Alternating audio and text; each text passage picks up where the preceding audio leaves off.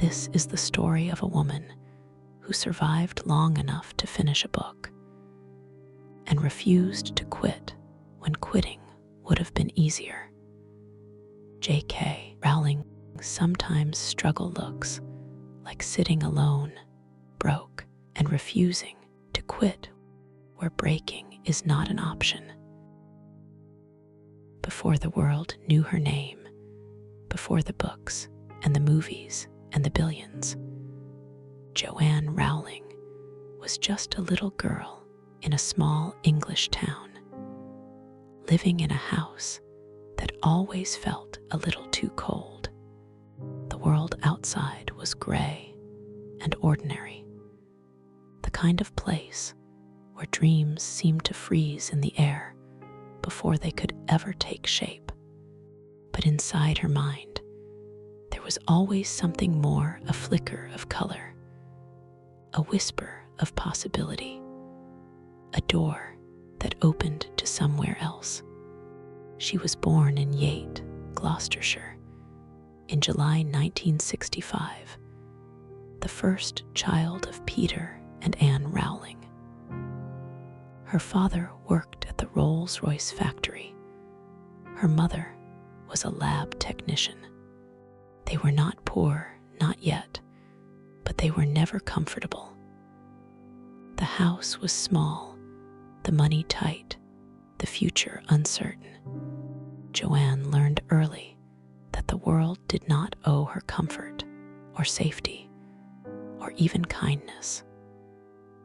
She was a sensitive child, the kind who felt everything too deeply.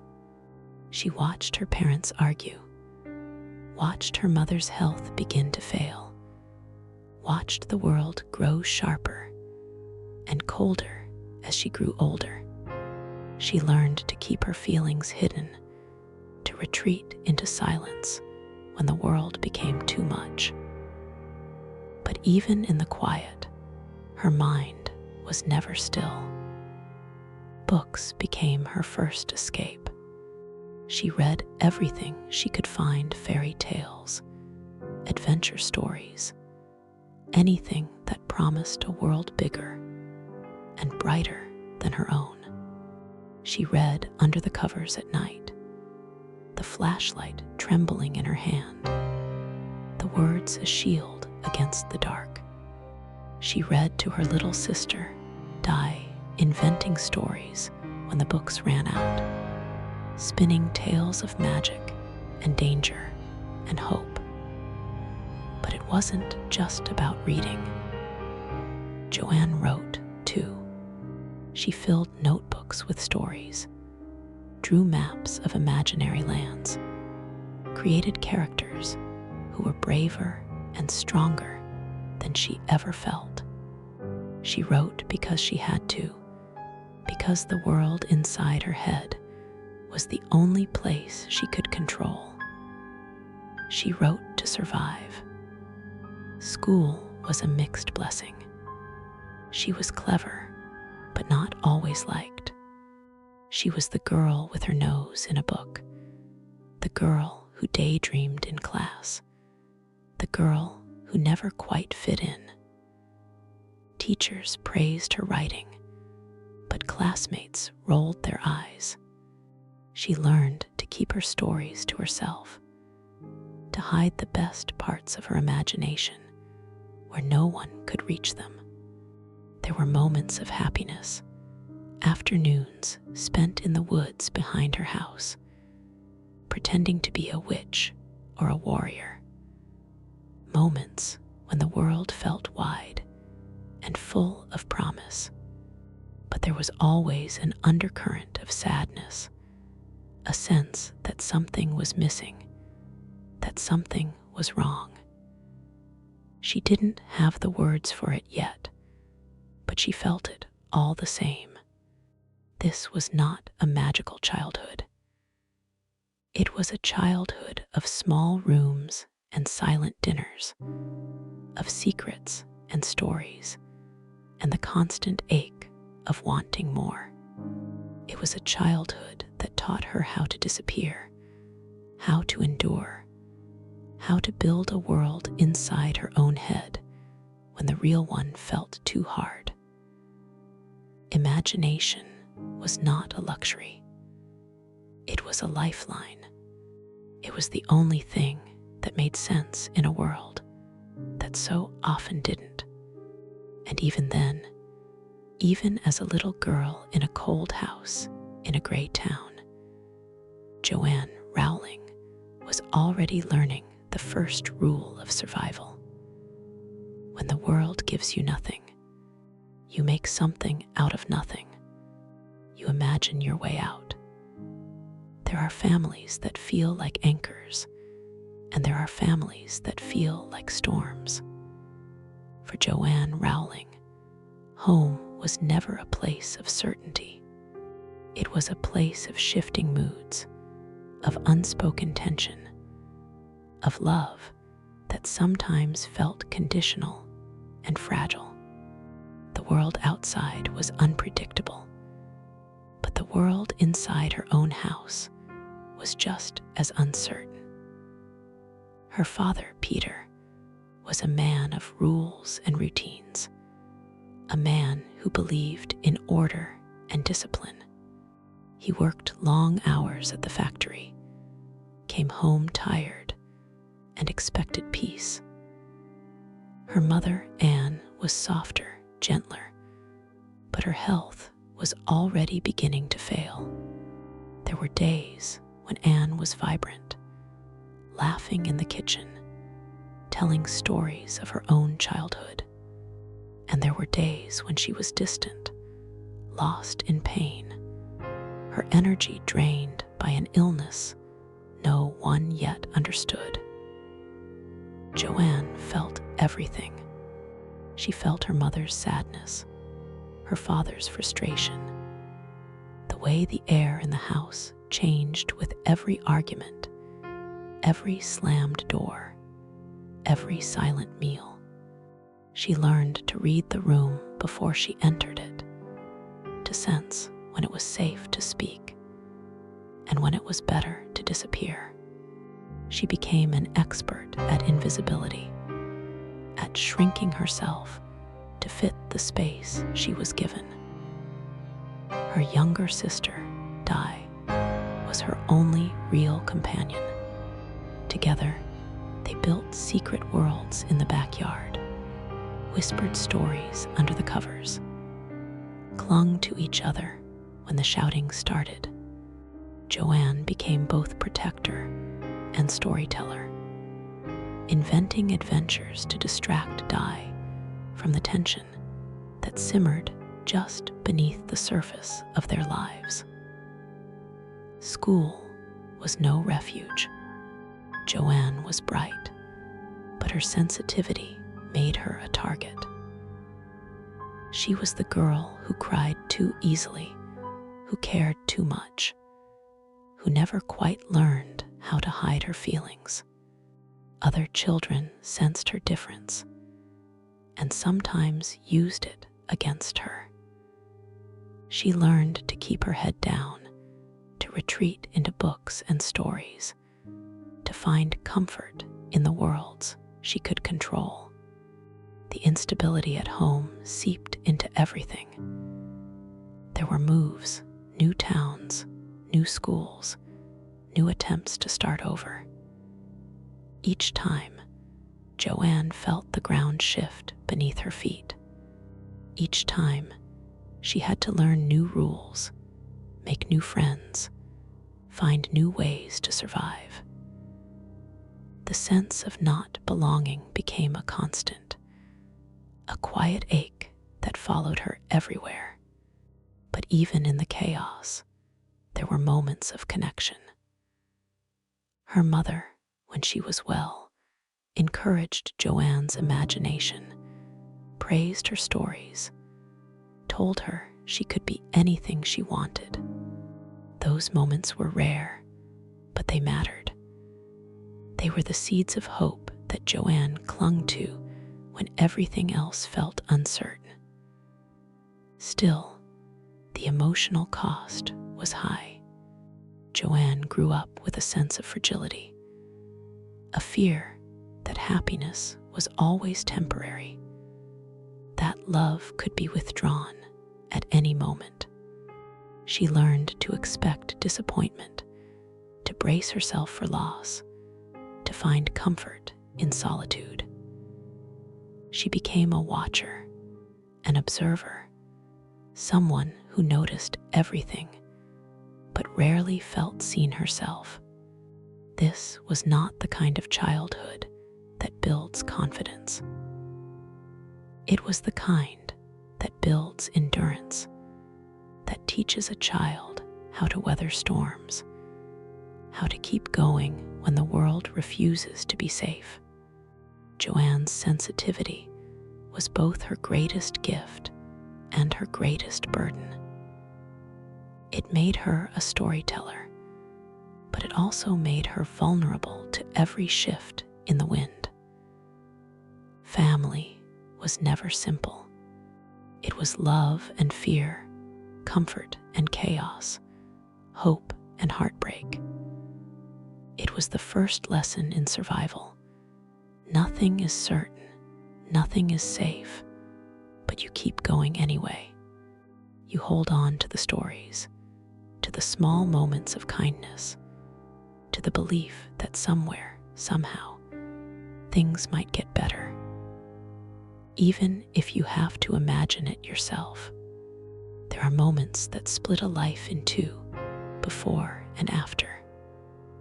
For Joanne Rowling, the death of her mother was that moment. It was the end of childhood, the end of hope that things might one day be different, the end of the only real anchor she had ever known. Anne Rowling had been sick for years, but the diagnosis, multiple sclerosis, came slowly, almost as if the family was trying to avoid naming the thing that was stealing her away. Joanne watched her mother fade day by day, her laughter growing quieter, her movements slower, her presence in the house shrinking, until it felt like she was already half gone. The illness was a shadow that crept into every room, every conversation, every plan for the future. Joanne was in her early 20s, living in London, when the call came. She had left home to escape the weight of her family's sadness, to try to build a life of her own. She was working temp jobs, writing in the evenings, trying to convince herself that she was moving forward. But the truth was, she was still tethered to her mother, still hoping for a miracle, still believing that if she just tried hard enough, she could fix what was broken. The news was not unexpected, but it was still a shock. Her mother was gone, just like that. No more time, no more chances, no more words left unsaid. Joanne went home for the funeral, numb and hollow, moving through the rituals of grief, as if she were watching someone else's life. The house was full of people, but she felt utterly alone. Her father was lost in his own pain, her sister adrift, the family fractured in ways that could never be repaired. The days after the funeral were a blur of silence and regret. Joanne replayed every conversation, every argument, every moment she had taken for granted. She thought about the stories she had never shared, the questions she had never asked, the apologies she would never be able to make. The grief was physical, a weight in her chest, a tightness in her throat, a pain that would not let her breathe. She tried to write, but the words would not come. The stories that had once been her refuge now felt empty, pointless. She wandered the streets of London, lost in her own head, unable to connect with anyone or anything. Friends tried to reach her, but she pushed them away. She could not explain the depth of her loss, the way it had hollowed her out, the way it had made the world feel gray and meaningless. This was the moment where everything could have ended. The pain was so sharp, so relentless, that Joanne sometimes wondered if she would ever feel anything else. She stopped caring about the future, stopped believing in the possibility of happiness. She went through the motions: work, sleep, eat, repeat, but nothing mattered. The world had become a place without magic, without hope, without her mother. The collapse was not dramatic. It was quiet, slow, a gradual surrender to despair. Joanne isolated herself, stopped answering calls, stopped seeing friends. She let the bills pile up, let her dreams gather dust. She was alive, but only just. The only thing that kept her tethered to the world was the faint memory of her mother's voice, the echo of encouragement, the belief that stories could still matter, even if she no longer believed it herself. Grief is not a straight line. It is a maze, a labyrinth of anger and regret and longing. Joanne wandered that maze for months, maybe years, searching for a way out. She tried to fill the emptiness with work, with distractions, with anything that might dull the pain. But nothing worked. The loss was too deep, too final, too absolute. It would be years before she found her way back to writing. Years before she could turn her pain into something more than just survival. But in those dark days, in the aftermath of her mother's death, Joanne Rowling learned the hardest lesson of all. Sometimes, survival is just about holding on. Sometimes, it's about refusing to let go, even when everything inside you wants to disappear. This was not the end of her story, but it was the end of the life she had known, and nothing, not even magic, could bring it back. Sometimes, the only way to survive is to run. After her mother's death, Joanne Rowling was adrift, untethered from family, from purpose, from the life she thought she was building. London felt too close to her grief, too full of memories she couldn't bear to face. She needed distance, a new language, a new story. So she packed her bags and moved to Portugal. It was not a grand adventure. It was an escape. She took a job teaching English in Porto, a city of narrow streets and faded colors, where the air always seemed heavy with the scent of the sea. She arrived with little more than a suitcase and a manuscript, fragments of a story about a boy wizard, scribbled in notebooks, carried from flat to flat like a secret she was afraid to say out loud. Portugal was supposed to be a fresh start, but the loneliness followed her. She was a foreigner, an outsider, a woman alone in a city that did not know her name. The days were filled with work, teaching grammar to restless students, grading papers late into the night. The evenings were quieter, spent in small apartments with thin walls. The only company the stories she wrote, and the ache she carried. She met Jorge in a bar, a local journalist with a quick smile and a restless energy that matched her own. He was charming, attentive, and for a while, he made her feel seen. They talked about books, about dreams, about the lives they wanted to build. He listened to her stories, encouraged her writing, made her believe, for a moment, that happiness might be possible again. But love for Joanne was always complicated. The relationship moved quickly, too quickly. Within months, they were married. She wanted to believe it was a new beginning, a chance to build something stable, something safe. But the cracks appeared almost immediately. Jorge was passionate, but he was also volatile. The arguments started small, then grew louder, more frequent, more frightening.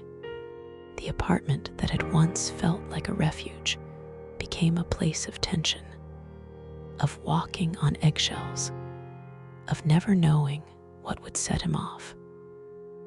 Joanne tried to make it work. She tried to be the wife he wanted, the woman who could fix what was broken. But the isolation grew. She was far from home, far from friends, far from anyone who could help. The language barrier made everything harder.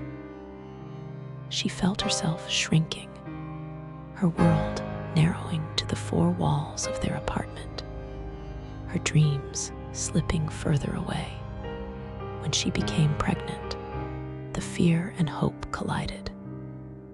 She wanted to believe that a child would change things, would bring them together, would give her life meaning again. But the reality was harsher. The arguments escalated.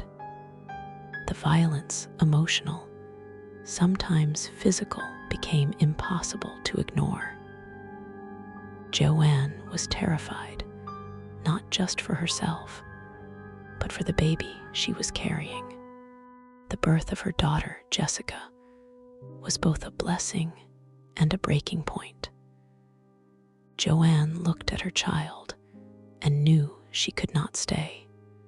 She could not raise her daughter in fear, could not let the cycle of pain continue.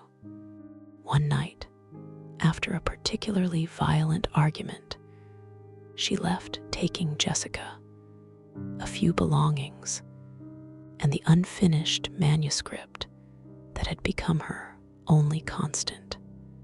She returned to the UK, homeless, nearly penniless, a single mother with nowhere to go. The dream of Portugal had ended in isolation, in failure, in the kind of loneliness that seeps into your bones. But she was alive.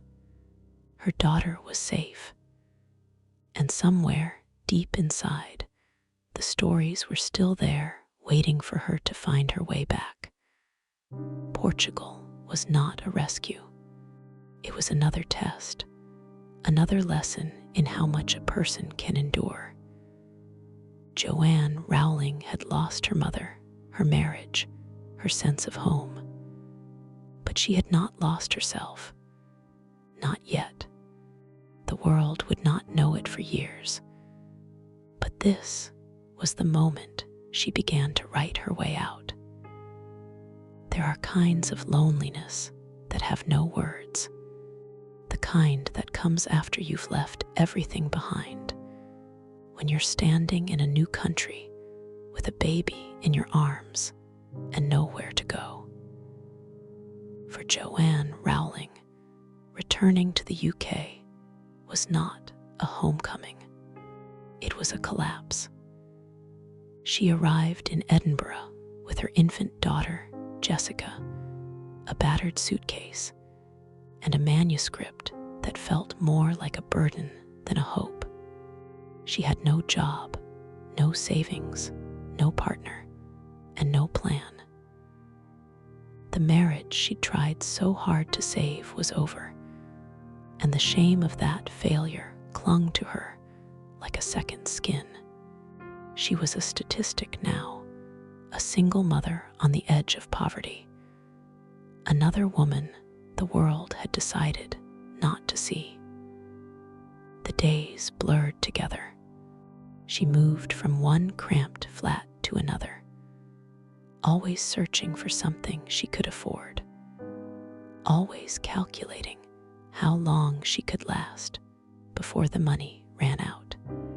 She applied for government assistance, standing in lines with other women who looked just as tired, just as invisible. The forms were endless, the questions humiliating.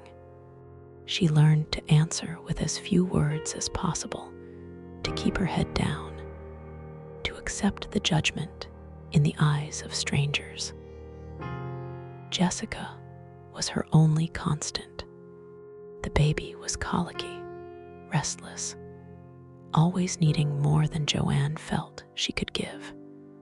There were nights when Jessica would not stop crying, when Joanne would pace the tiny apartment, whispering stories to soothe them both.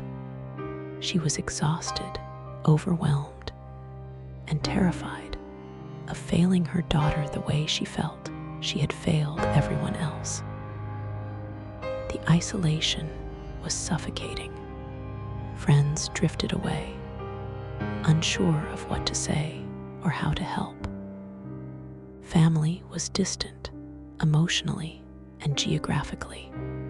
Joanne spent hours alone, pushing Jessica's stroller through the cold Edinburgh streets, watching other mothers with their children, wondering if they felt as lost as she did. She envied their ease, their certainty, their sense of belonging. The shame was relentless. She felt it every time she handed over her welfare card at the grocery store. Every time she saw the pity in a social worker's eyes. Every time she caught her own reflection in a shop window, hair unwashed, clothes secondhand, face drawn with worry. She had been a promising student, a teacher, a wife. Now she was just another woman on the margins, surviving day to day. But even in the darkest moments, there was a stubbornness in her. She refused to give up, refused to let the world decide who she was. She wrote whenever she could, scribbling notes in cafés, while Jessica slept in her pram, filling notebooks with scenes and dialogue, clinging to the story that had become her lifeline. Writing was not a luxury. It was survival.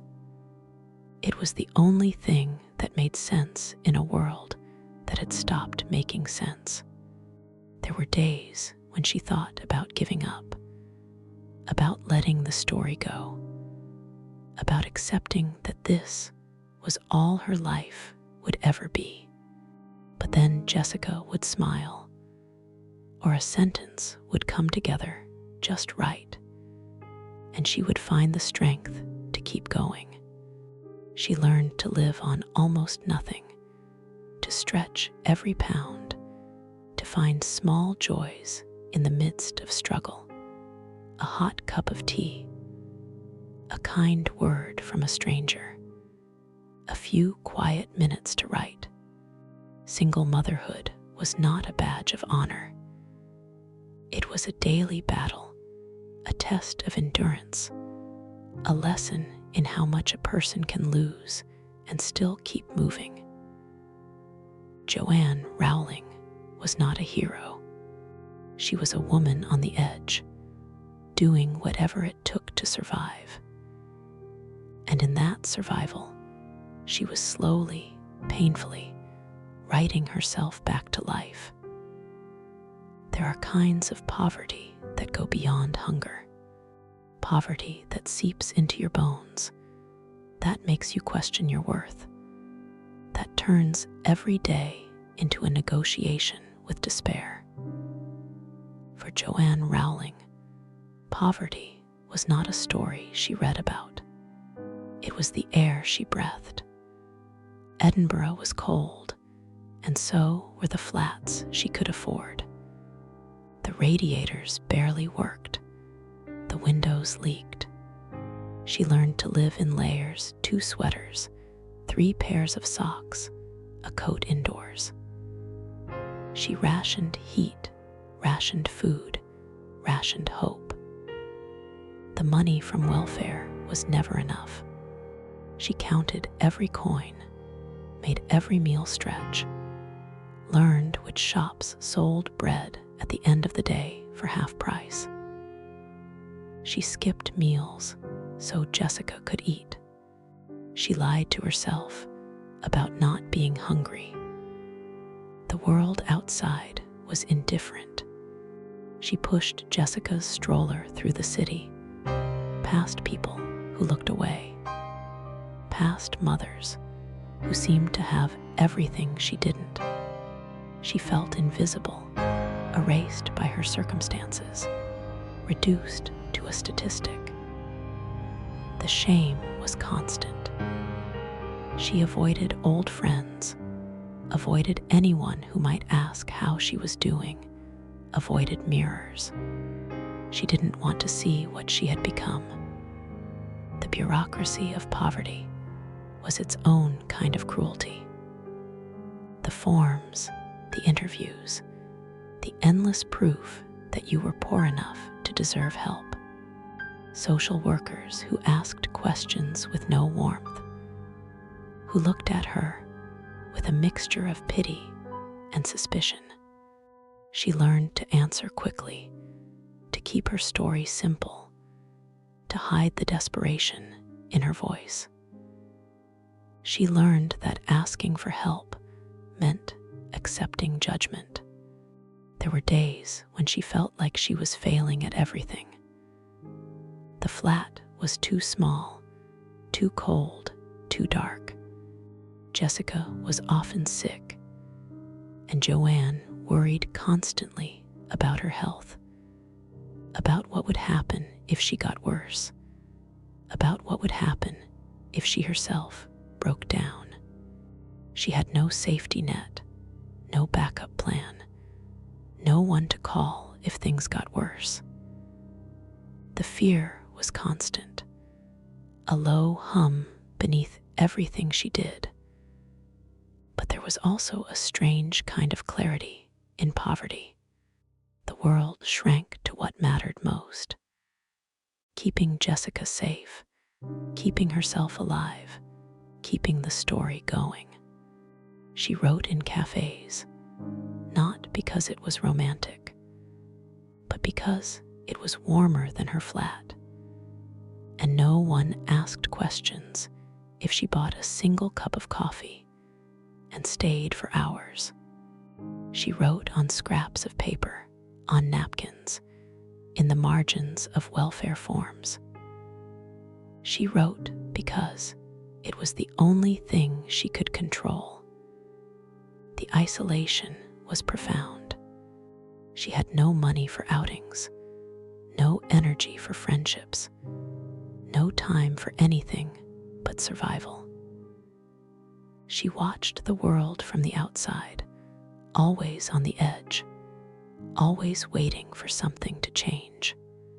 She envied people who could make plans, who could dream, who could believe in a future that was more than just the next day. There were moments when the weight of it all nearly crushed her. Nights when she lay awake, listening to Jessica breathe, wondering if she would ever escape, if she would ever be more than a single mother on welfare, if her story would ever matter to anyone but herself. She thought about giving up, about letting go, about disappearing. But But she didn't. She couldn't. Poverty was not a lesson. It was not a blessing in disguise. It was a wound that never fully healed, a scar that shaped everything that came after. But it was also the crucible in which Joanne Rowling's endurance was forged. She learned to survive on nothing, to find meaning in the smallest victories, to keep writing even when the world told her it was pointless. This was not the beginning of a fairy tale. It was the middle of a nightmare. But even in the darkest moments, there was a stubborn spark in her, a refusal to let poverty have the last word. She would not let the world erase her. She would not let her story end here. Not yet. There are places darker than poverty, deeper than loneliness. For Joanne Rowling, the cold Edinburgh flats and the endless struggle for survival were only the surface. Beneath it all, there was a darkness that threatened to swallow her whole, a depression so heavy it made even breathing feel like work. It crept in quietly at first, disguised as exhaustion. She told herself it was just the sleepless nights, the constant worry, the pressure of raising Jessica alone. But the sadness grew, spreading through her days like a fog. She lost interest in everything that once brought her comfort. Food lost its taste. Music became noise. The world outside her window seemed drained of color. She stopped answering the phone. She stopped opening the mail. She let the dishes pile up, the laundry go unwashed, the bills go unpaid. She moved through her days in a kind of trance, doing only what was necessary to keep Jessica safe and fed.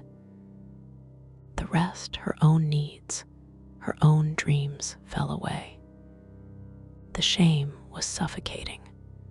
She had always been the clever one, the girl with stories, the woman who could endure anything.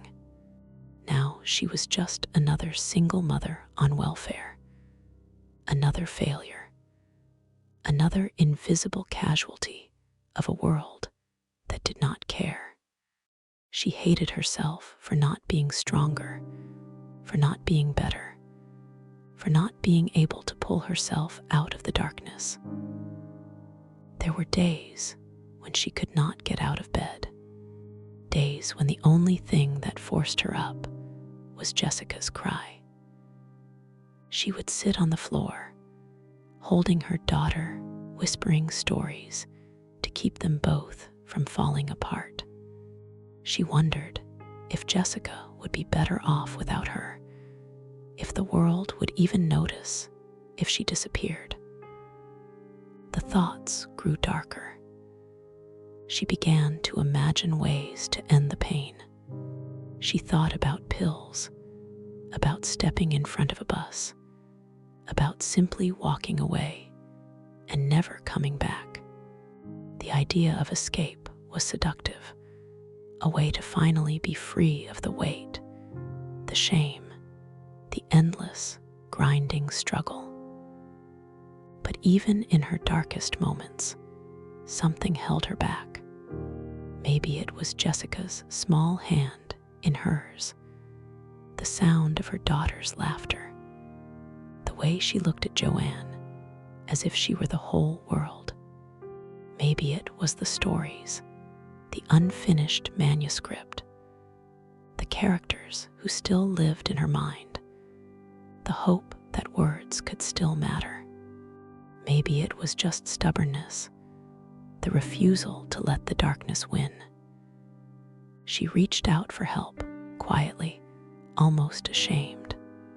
She saw a doctor, started therapy, began to talk about the pain she had tried so hard to hide. It was not a miracle cure. The depression did not vanish overnight, but the act of speaking, of naming the darkness, gave her a sliver of power over it. She learned to survive, one day at a time. She learned to forgive herself for not being perfect, for not being happy, for not being able to fix everything. She learned that survival was not about never falling, but about getting up again and again, no matter how many times the world knocked her down. This was not the story the world wanted to hear. They wanted triumph, transformation, a happy ending. But for Joanne Rowling, survival was messy, painful, and unfinished.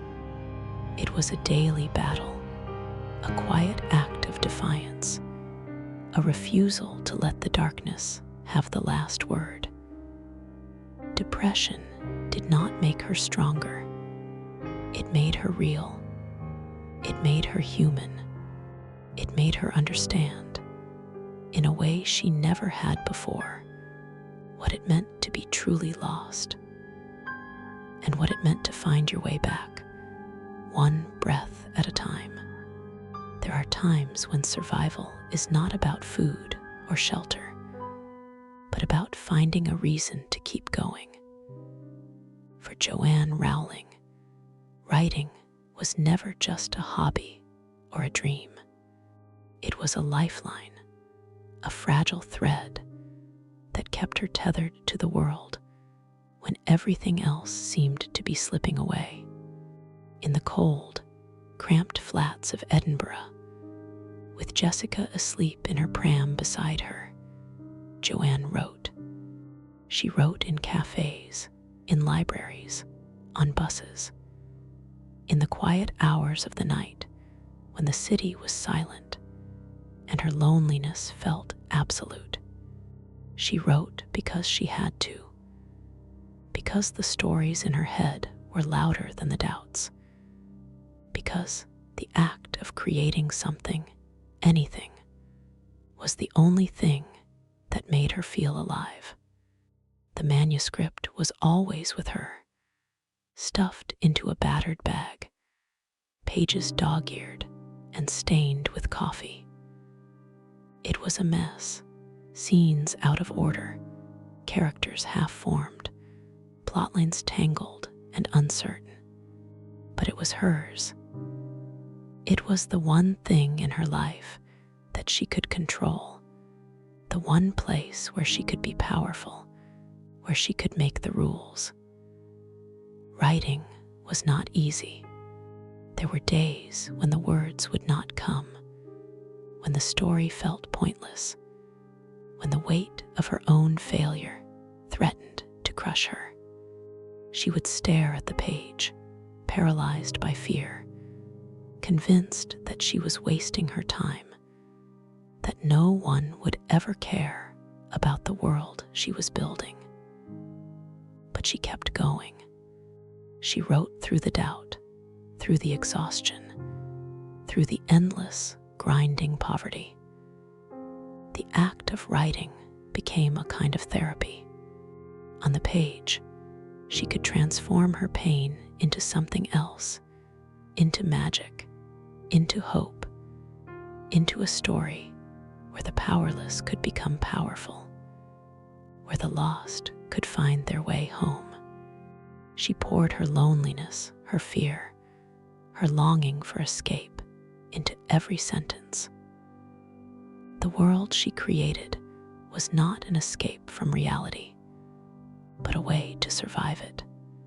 There were moments of joy, brief and fleeting, a sentence that worked, a character who surprised her, a plot twist that made her laugh out loud. Those moments were rare, but they were enough. They reminded her that she was still alive, that she still had something to give, that her story was not over yet. But writing was also a source of guilt.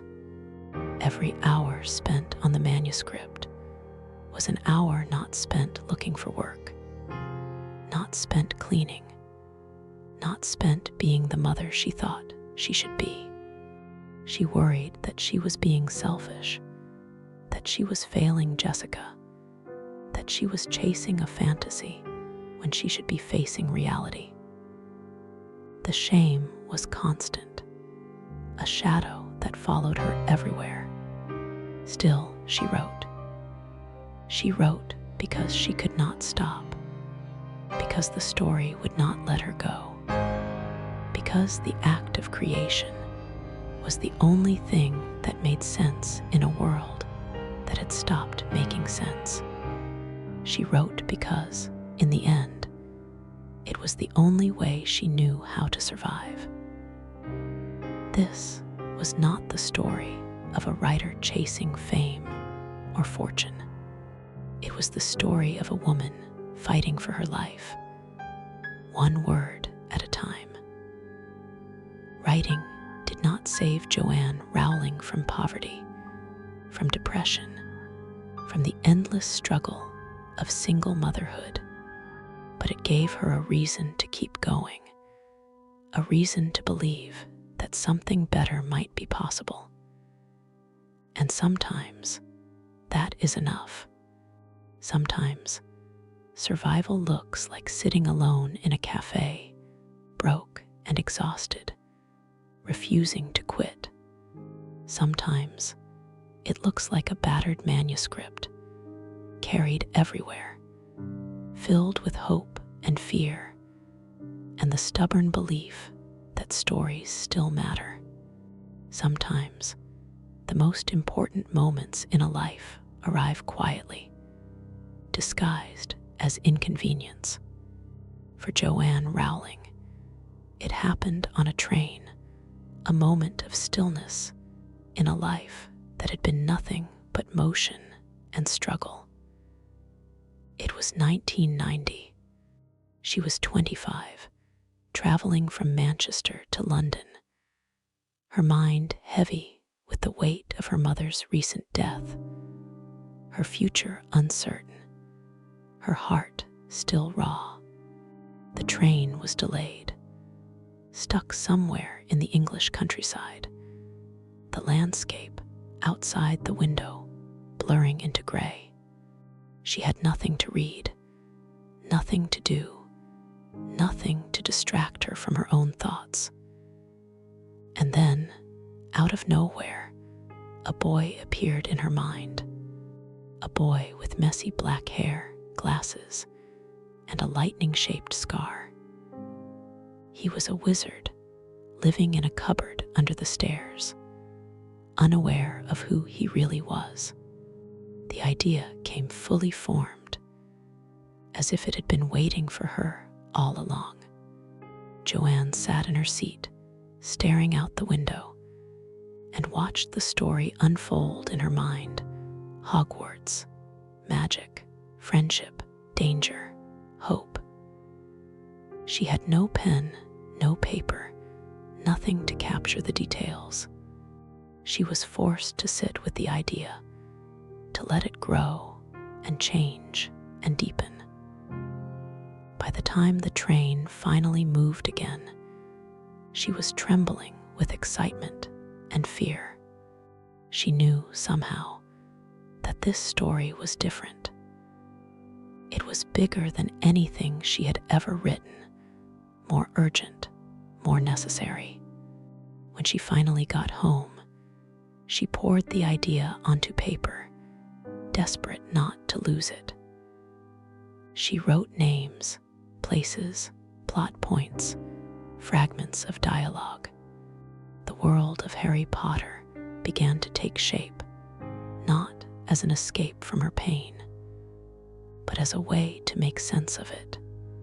The orphaned boy, the longing for family, the battle between good and evil. It was all there, drawn from the deepest parts of her own life. But But even as the story grew, Joanne's circumstances did not change. She was still broke, still alone, still struggling to survive. The manuscript became her secret, her hope, her reason to keep going. She wrote in stolen moments, in cafés and libraries, on scraps of paper, and in battered notebooks. She wrote because she had to, because the story would not let her go. The birth of Harry Potter was not a miracle. It was not a rescue.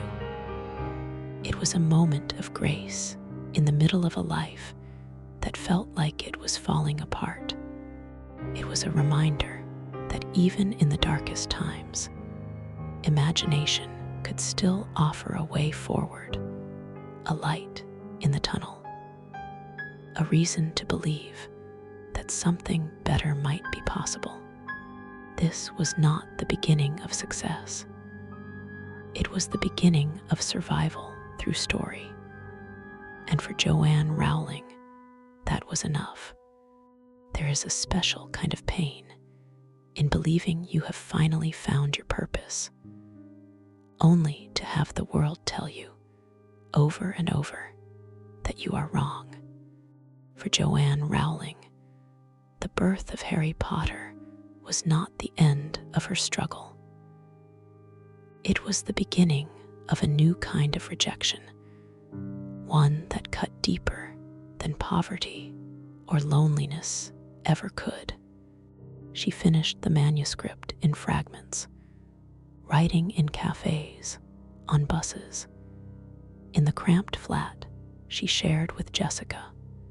Every page was a victory, every chapter a small act of defiance against the world that had tried to erase her. When she finally wrote the last words, she felt a flicker of hope, something she had not felt in years. Maybe, just maybe, this story would matter to someone else. She typed the manuscript herself, one finger at a time, on an old typewriter. She made copies at a local shop, each page precious, each pound spent a sacrifice. She researched publishers, wrote query letters, sent out her story into the world. She waited for the miracle. The rejections came quickly. Form letters, polite but cold. Not what we're looking for. Not suitable for our list. We wish you luck elsewhere. Some didn't bother to reply at all.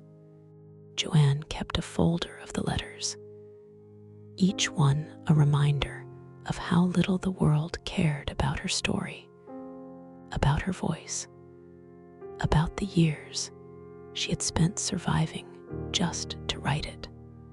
The dismissals were not just professional, they were personal. She was told that children's books didn't sell, that her story was too long, too strange, too dark.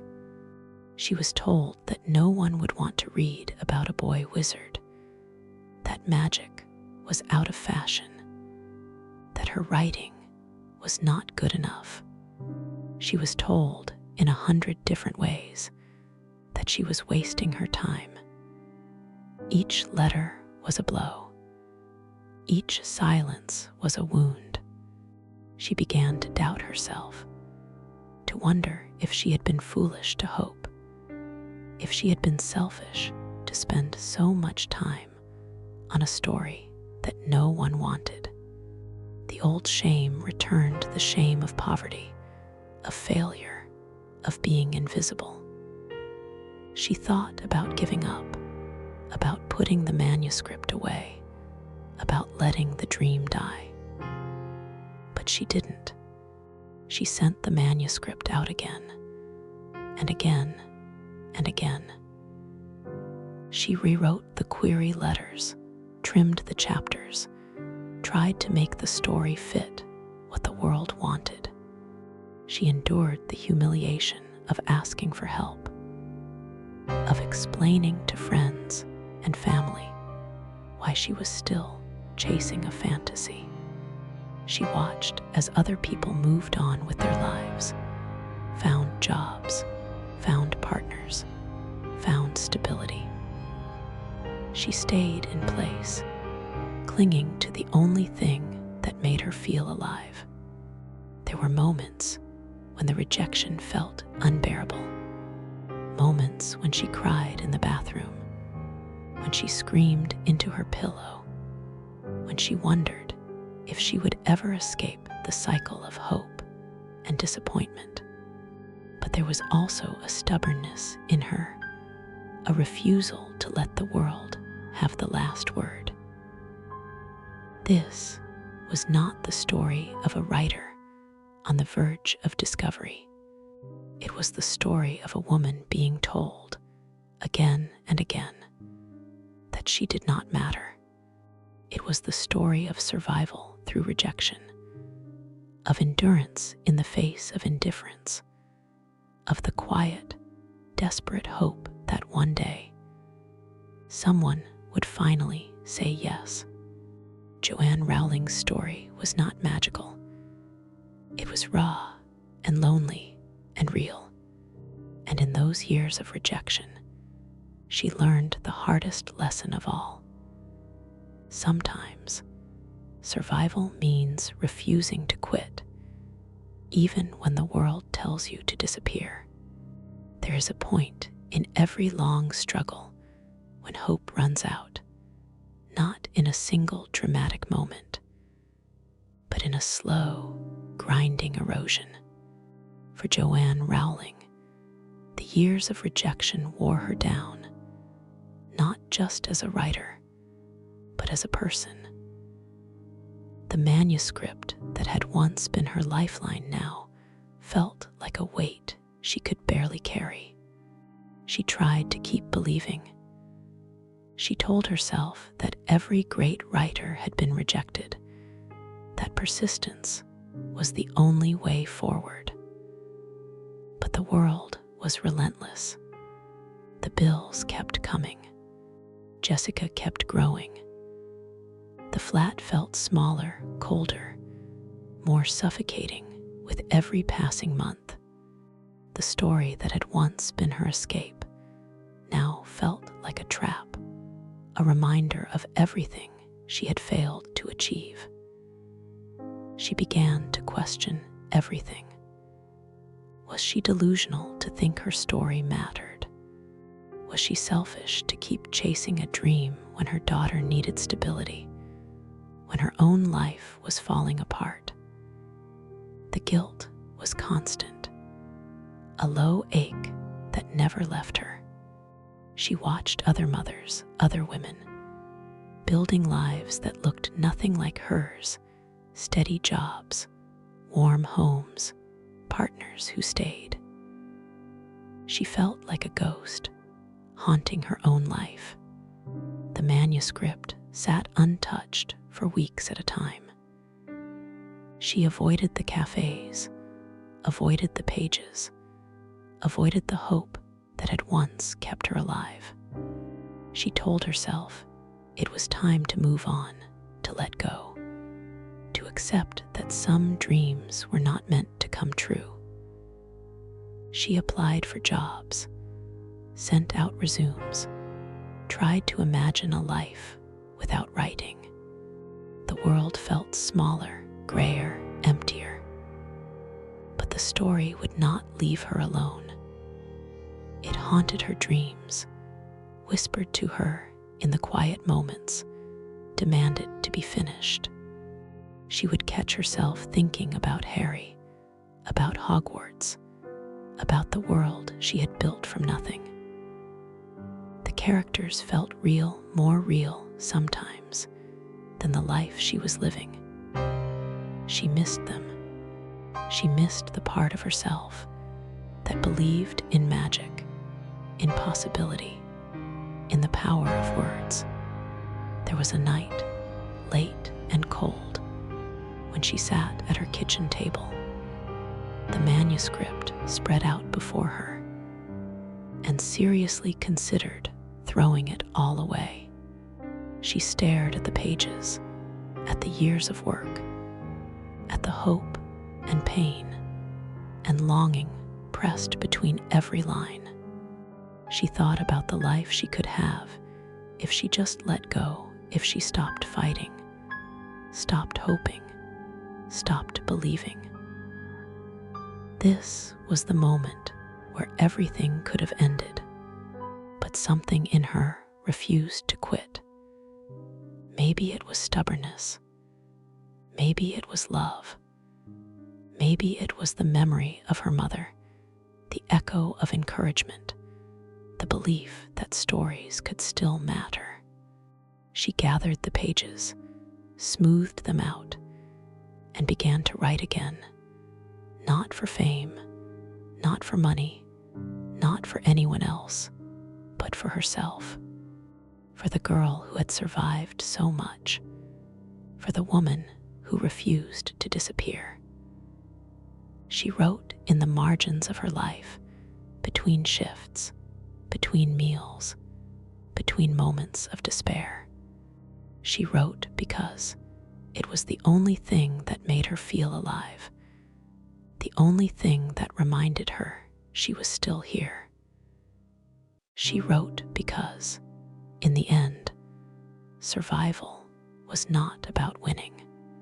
It was about refusing to give up, even when the world gave you every reason to stop. Joanne Rowling did not abandon her story. She did not abandon herself. And in that act of quiet defiance, she found a way to keep going, one word, one page, one breath at a time. Sometimes the world changes not with a bang, but with a letter in the mail. For Joanne Rowling, the moment she had been waiting for arrived quietly, almost as an afterthought. After years of rejection, years of doubt, years of nearly giving up, a small publisher, Bloomsbury, said yes. It wasn't a grand victory. The offer was modest. The advance was so small, it barely covered a month's rent. The publisher's chairman gave the first chapters to his 8-year-old daughter, who devoured them and begged for more. That was the deciding factor. It was not the faith of the industry, but the honest hunger of a child that opened the door. Joanne was stunned. She read the acceptance letter over and over, searching for the catch, the mistake, the reason it couldn't be real. She cried, not with joy, but with relief, a release of years of tension, of fear, of the quiet, grinding pain of being told no. She called her sister, her friends, the few people who had stood by her through the darkness. Their voices were full of pride, but also disbelief. After so much struggle, it was hard to trust that anything good could last. The process was slow. There were edits, rewrites, more waiting. The publisher warned her not to expect much. Children's books rarely sold. Her name, they said, was too feminine for the market. She became J.K. Rowling, hiding her gender behind initials, another small erasure in a life already full of them. The first print run was tiny, just a few hundred copies. There was no book tour, no media blitz, no sense that anything extraordinary was happening. Joanne signed her name in the front of each book, feeling both proud and exposed. She took Jessica to the bookstore, showed her the book on the shelf, tried to believe that it was real. The world did not change overnight. The bills still came. The flat was still cold. She still worried about money, about the future, about whether she had made a terrible mistake. But there was a new feeling, too, a quiet sense of possibility, a sense that maybe, just maybe, she had survived long enough to see the other side. The reviews trickled in, slow and cautious. Some were kind, some dismissive. But the children who read the book loved it. Letters began to arrive, clumsy, heartfelt notes from young readers who saw themselves in Harry, who found hope in Hogwarts, who felt less alone because of her story. Joanne read every letter, her heart breaking and healing at the same time. There was no sudden transformation, no fairy tale ending. The struggle was not over, but for the first time in years, Joanne felt seen. She felt heard. She felt, in some small way, that her pain had been transformed into something that mattered. The quiet breakthrough was not about fame or fortune. It was about survival. It was about endurance. It was about the stubborn, desperate hope that kept her writing when the world told her to stop. It was about the power of a story to change a life, first her own, and then, slowly, the lives of others. Joanne Rowling's first publication was not a triumph. It was a lifeline, and sometimes that is enough. Fame is a storm that doesn't ask if you're ready. For Joanne Rowling, it arrived not as a gentle dawn, but as a tidal wave, sudden, overwhelming, and impossible to control. The first book, Harry Potter and the Philosopher's Stone, began to sell. Slowly at first, then all at once. Word of mouth spread among children, then parents, then teachers. The reviews grew warmer, the print runs larger. Awards followed, then translations, then the first hints of something bigger than anyone could have imagined. Joanne watched it happen from the same cold Edinburgh flat, still counting coins, still worrying about bills. She was invited to readings, to interviews, to events where people looked at her with awe and expectation. She felt like an imposter, a woman who had spent years invisible, now thrust into the center of a world that wanted to know everything about her. The shock was physical. She lost sleep, lost weight, lost any sense of privacy. Reporters called at all hours, camped outside her door, dug into her past. Headlines appeared. Single mother makes good. Welfare to wizardry. Reducing her years of pain to a headline, a soundbite, a fairy tale. She felt exposed, raw, as if the world could see every scar she had ever tried to hide. The money came, but it brought its own anxieties. She was terrified of losing it, of making a mistake, of being discovered as a fraud. She hired an accountant, a lawyer, people to help her manage a life that had changed overnight. She bought a better flat, but the fear of poverty never left her.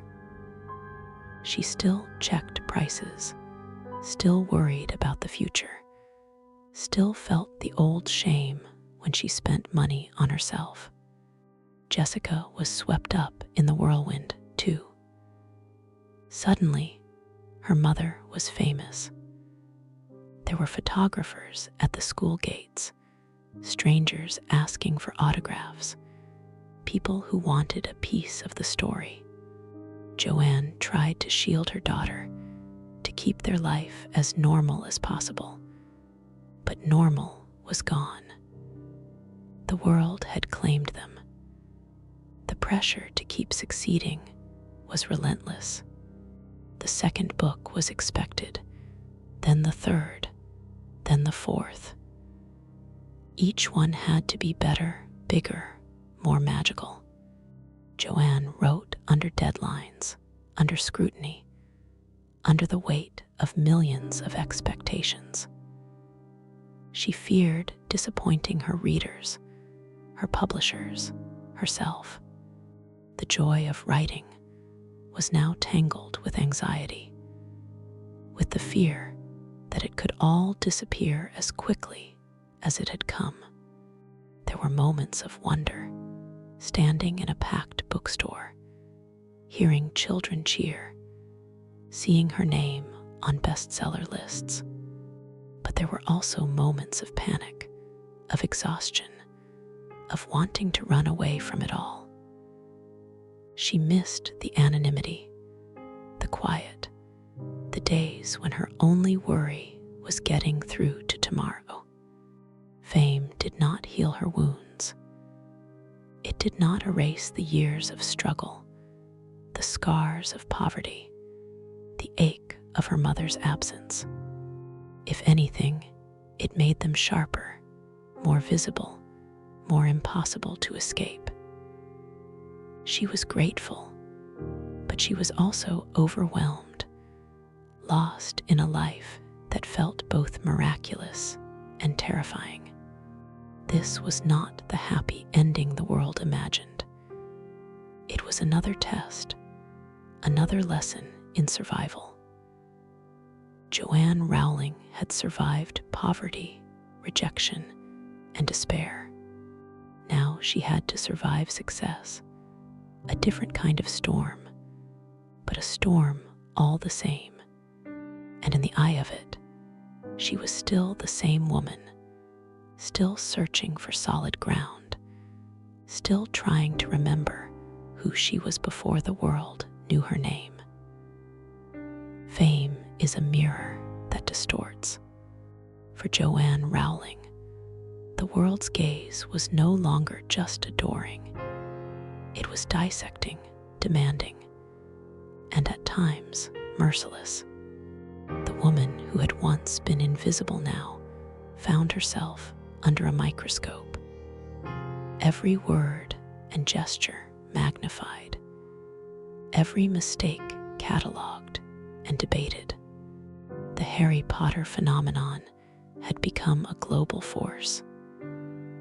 The books were everywhere, the movies inescapable, the merchandise a tidal wave. Joanne's face was on magazine covers, her name synonymous with magic. But the more the world celebrated her, the less she recognized herself. She was no longer just a writer or even a mother. She was a brand, a symbol, a target. The scrutiny was relentless. Journalists dug into her past, searching for secrets, for flaws, for anything that could puncture the myth. Old friends and distant relatives resurfaced, some with stories, some with demands. Strangers sent letters, some full of gratitude, others full of venom. She was praised for her generosity, then criticized for not giving enough. She was lauded for her honesty, then attacked for her opinions. Every interview, every tweet, every public appearance became a risk. The criticism was sharpest when it came from those who had once been her champions. Literary critics who had dismissed her as a children's writer now accused her of selling out, of pandering to Hollywood, of losing her edge. Fans who had once adored her turned when a plot twist disappointed them, or when she spoke out on issues they disagreed with. The internet, once a place of connection, became a battleground, her name trending for reasons that had nothing to do with her books. Joanne tried to hold on to herself, to remember the woman she had been before the world claimed her. But it was hard. The pressure to be perfect, to be grateful, to be endlessly available was crushing.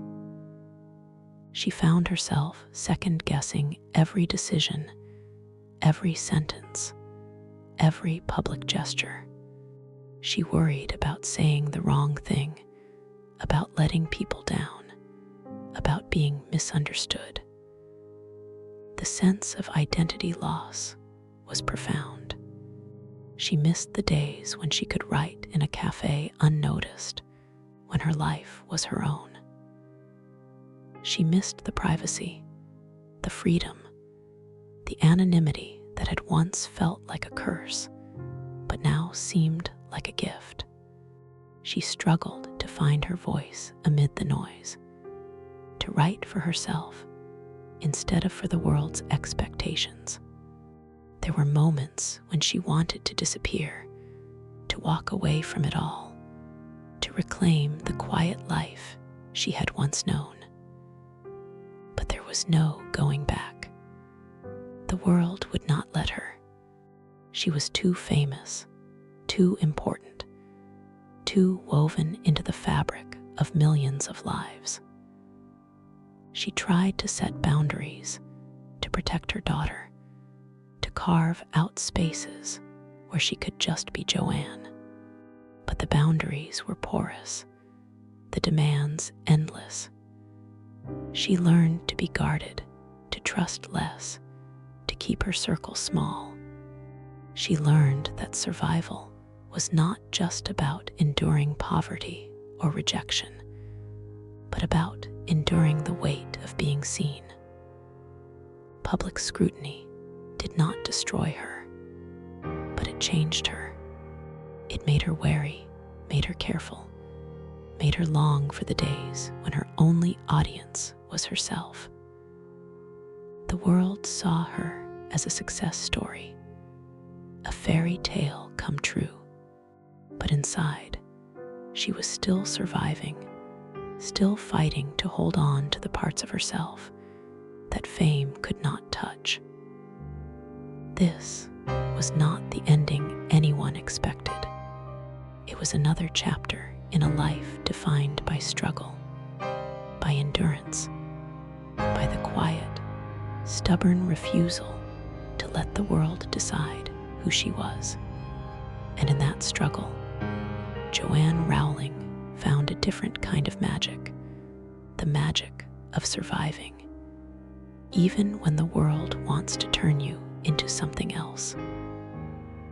There is a cost to survival that no one sees.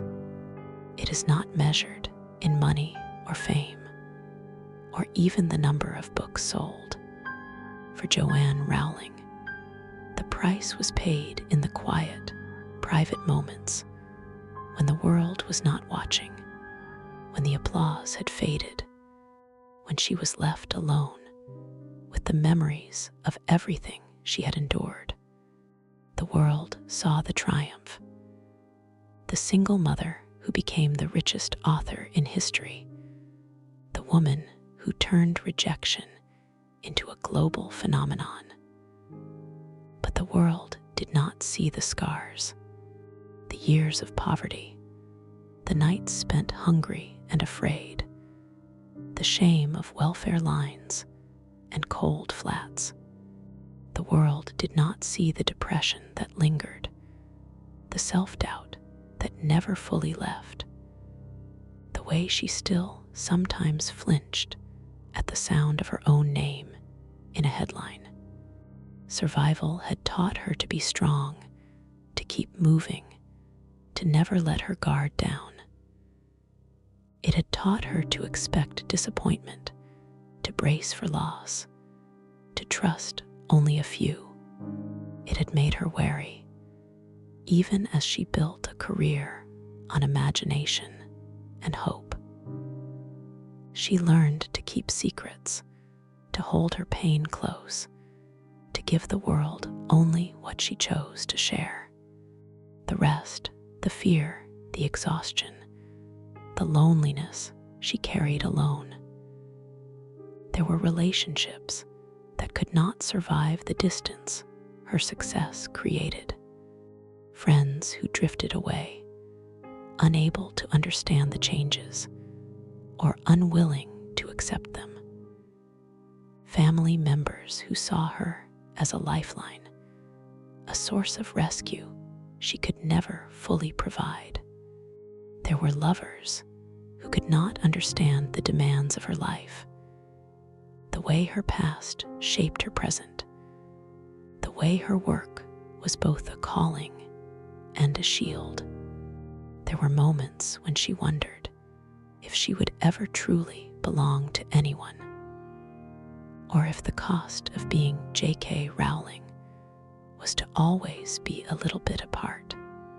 She had learned to perform, to charm, to win people over, but there were days when she longed for the safety of invisibility, for the freedom to be ordinary, for the comfort of not being needed by so many. She missed the girl who read under the covers, the girl who dreamed without knowing what the world would demand in return. The trauma of her past never fully left her. It lived in her body, in her dreams, in the way she moved through the world. She had learned to turn pain into purpose, but the pain was still there. She had learned to forgive, but the memories lingered. She had learned to heal, but healing was never complete. There were moments of joy, real, deep, earned. There was pride in what she had built, in the lives she had changed, in the legacy she would leave behind. But there was also grief for what she had lost. The innocence stolen, the years spent in silence, the parts of herself she could never reclaim. J.K. Rowling's story is not one of easy redemption. It is a story of wounds that never fully close, of pain that becomes purpose, of a woman who learned to carry her own brokenness and still find a way to rise. The world would one day see her as a symbol of strength, of resilience, of hope. But in the quiet, she was just a survivor, someone who had paid the price for her own endurance, and who knew, better than anyone, what it really cost to refuse to quit. Sometimes survival looks like sitting alone, broke, and refusing to quit. Sometimes it looks like a woman who has everything, but who still carries the weight of everything she survived. And sometimes that is the truest kind of magic there is.